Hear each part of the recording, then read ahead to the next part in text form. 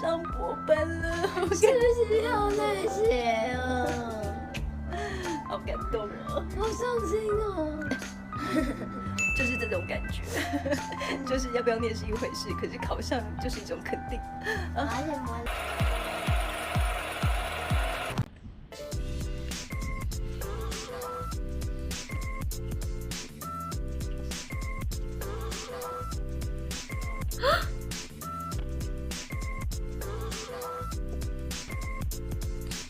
同学，我怎么遇到你了？请问你叫什么名字？陈同学，全名是？陈同学，你今天来这边师大的目的是什么？你是这边的学生吗？对啊，你是什么系所的学生？几年级的学生？英文系1年级，大学1年级。大学1年级。你看起来这么年轻，有大学生呢？对呀，就是大学1年级。你是来学校招摇撞骗的，还是来念书的？念书的啦，我是来1年级啦。我们路边随便采访一下，当初你怎么会想要念师大英语博士班呢？为什么想念师大？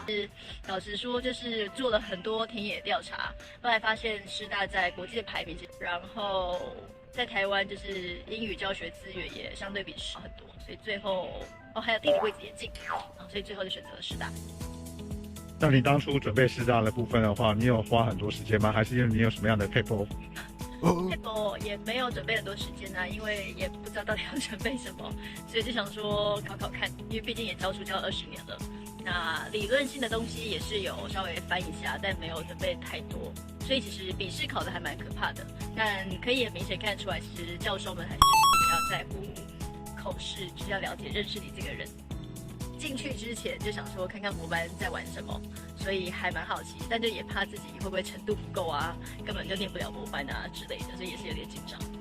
然后进到博班的时候，正式开始上课，尤其是第一堂课，有什么样的感想？就是博班跟我在念国北教硕班最大的区别就是他要读很多的期刊啊、论文等等。那硕班没有受过很多这样的训练，所以刚进博班在读这些东西的时候，念得比较辛苦一点。然后同学之间呢，你的现在同学的组成有哪些呢？我们这一届有5个新生，就是有2个台湾学生，然后一个是澳洲同学，一个是来自捷克的同学，然后还有一个妹妹，现在跟我很要好，就是之前 Christmas 有出现的。然后上课后觉得就是对整个上课的内容啊、老师啊、教学啊等等，有没有什么样的心得感想？原则上这学期上课就是每一次上课就有不同同学在进行 presentation 口头报告。那我们这学期一个人平均至少要报告5次，那每一次就是都会有一些期刊啊文章要读，然后课堂上讨论。对，然后因为我对那些期刊东西没有很熟，所以说真的要讨论，但我就只能讨论我教学比较强项的部分。那针对论文要讨论的部分，我就相对比较没有办法那么critical thinking， 思辨能力的去评判这些文章。那班上的同学，尤其像是澳洲同学，他也是雅思考官，他们可能在国外就一直有这种评论这些文章的习惯，所以他就还蛮厉害的。那所以我也从他身上学到还蛮多。然后一学期结束以后，有什么样的最大的感想？跟针对于如果想要继续念博士班的学弟妹们，有什么样的建议？因为师大的英语系是全英授课，所以其实英语能力好应该是最基本的，因为上课就是除了英语能力之外，你就是要去讨论教学、讨论期刊很多东西，所以就是对英文能力就是最基本的一件事情。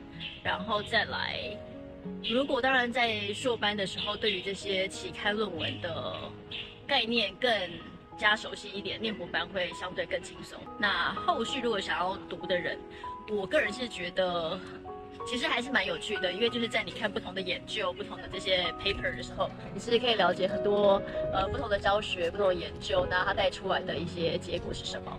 对，所以其实也可以在教学上给出还蛮多的启发。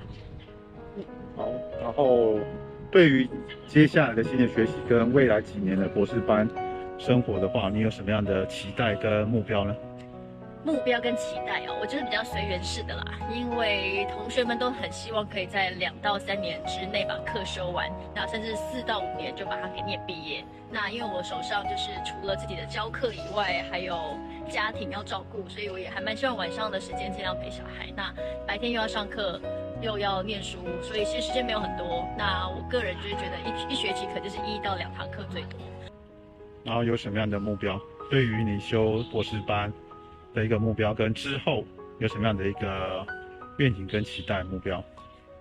愿景的话，当然就是希望自己在这里除了学到知识以外，然后也可以去分享一些我自己学到的东西，跟这20来年就是教学上的一些经验的分享。那也希望后续可以带给很多家长啊、学生啊，甚至其他老师们一些经验的分享，就是可以让学生们用更好的方式、更有效率的方式来进行学习英语这样子。然后另外一个小小的梦想也是希望可以有机会在大学里面任教，就是我个人也是觉得还蛮酷的。你之前不就有在大学经过一堂课了吗？我在国北教的时候有上过一堂大一英文的课，然后我当时还蛮喜欢的，就上1学期吧。对，但我当时还蛮喜欢，所以希望后续还有机会可以在各大学校任教这样子。那你为什么想要拍影片呢？因为我老公 What？